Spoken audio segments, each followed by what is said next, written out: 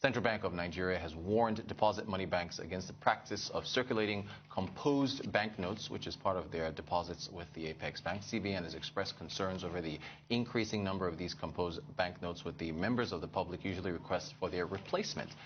There's fines if they don't replace those notes. Arise business analyst Chika Bono joins us to discuss further. Chika, good morning to you. Thanks so much for joining us. Morning. How are you today? I'm fine, sir. Would you like to begin the Let's notes? have the notes. Yes, the notes. Yes, the bank notes.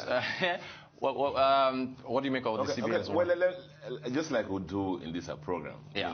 We'll try to help viewers understand things a little more. Yes.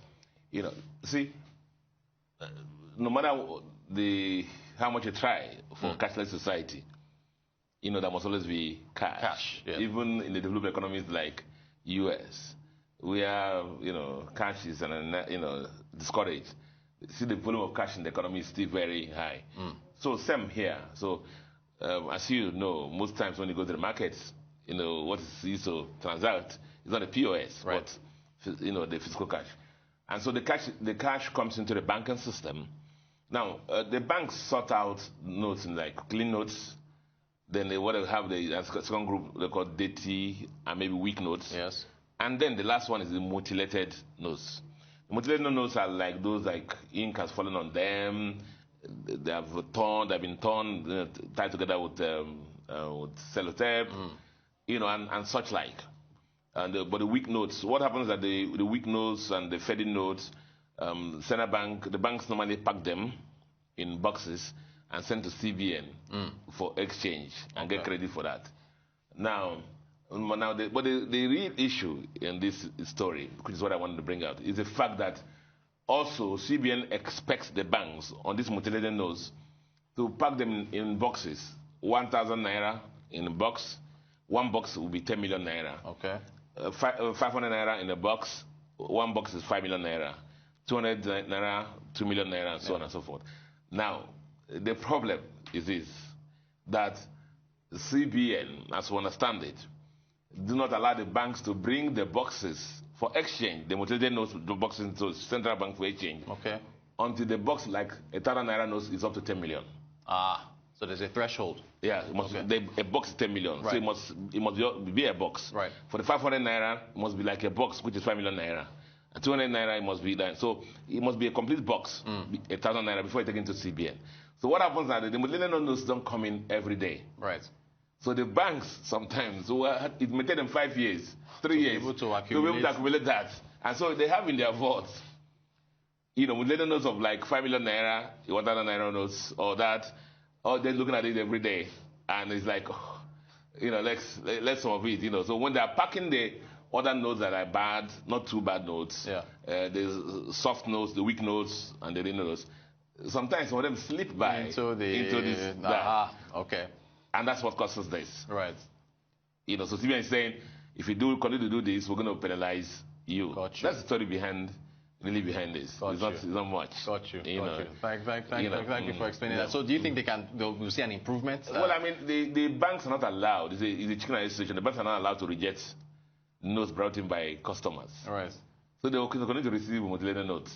But the problem now is that CBN must work out ways of taking these notes, even when we're now up to one box for 1,000, which is 10 million, right, 500, which is 5 million naira, and so on and so forth. Gotcha. Okay. So they should allow the banks they should accept on the banks notes when they're not even up to completely one box, because banks now can sometimes stay up to 1 year, 2 years before they can make up to that box, and they have those money piled up there and they don't have value for it. Got you. Cash is not earning. Exactly. That's actually the story behind this. Thank you so much for that, Chika. Thanks for breaking. Chika, you're a frequent traveler. You're familiar with, what do you make of this, private labs making billions in PCR tests? Oh, it used to be. Let me explain to you how it used to work. Yeah. I'm going to South Africa. For the 8 hours before I do a PCR test. Before it was 50,500. Now I brought it down to 500 now. I think it should come down lower. Right. So 5,500 to 48 hours before my trip, I must do tests. Yeah. So I bought a plane, go to South Africa or London, as case may be. As I get into London or South Africa, I must do an immediate arrival a COVID test, Yeah. paying in foreign currency. About 48 hours before I leave to come back to Nigeria, I will do tests again in that South Africa or Ghana or London, which I pay in foreign currency. At the same time, book online in the NCDC website to do another test in Nigeria. You come back. Second day and 7 days. Each again, 50,500, 50,500. That is a lot. So for me, for that trip, on Nigerian basis only, imagine 50,000 times 3. That's 150 already. Yeah. Forget about the ones I'm paying in FX. So that's how it has been. Wow. And these guys were smiling home with millions and billions. And that's the story behind that report, the table we saw. Yeah. And so they're making a lot of money. And I was teasing them the other day when the UK people came out and said, once you're vaccinated, no more PCR tests. Right. And then also even Ghana said now, once you're vaccinated, no more PCR tests. Once you get to the airport, arrive in Ghana, you do antigen test, $50.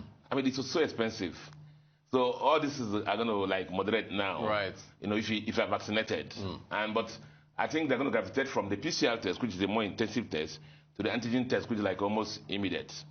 Instantaneous. Yeah. 15 minutes to get a result. So that is cheaper. So the revenue lines will not disappear, but those the jamboree is over. The jamboree is over. Is significantly reduced. Thank you, Chika. Yeah. Still on healthcare, what do you make of the number of our doctors? doctors. What do we say?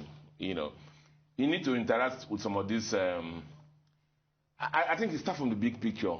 The big picture is the health system in Nigeria. Because if I start from the down, which says our doctors are poorly remunerated and poorly paid, that's the first thing. Right. You see someone who has you go and read 4-year course and come out. Somebody go and spend 8 years there, and then with all the qualifications, certification, he comes back and then they're paying 50,000 naira.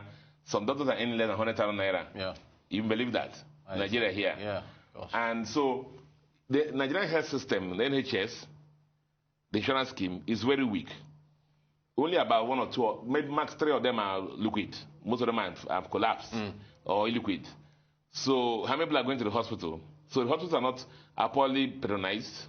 How many people can pay for medical bills? The revenue that comes to hospitals are very weak, and therefore they can pay very poor salaries to doctors. And lo and behold, people come to you and say, let's come out to our country. We're going to pay this amount of money. I mean, you leave. Even if you sing the national anthem for me from morning till night, and national pledge, and bring Nigeria and put on my head. I mean, I'm gonna go. Right. I'm gonna go. And the sad thing is that whenever our doctors go over there, they're usually the best. Exactly. They shine. They shine very well. Yeah. Because over here, with lanterns and candles, they do things and they excel. So you can imagine where the way things work. So it's a sad commentary on our economy. Very, very quickly, Chika, can it be turned around? Of course, it can be turned around. The issue is that, remember, the health system, the liquidity in the health system. Now, the average person, when they sick, what do they do? Abroad, you just go to the hospital. Over here, you go to your pastor to pray first. Or go to your pharmacy to take Panadol and just say, it's not my portion, it's not my portion, it's not my portion. That's the thing. All right, business analyst Chika Umar. Chika, thank you so much for joining us. Appreciate your time. You're watching the Global Business Report here on Arise News.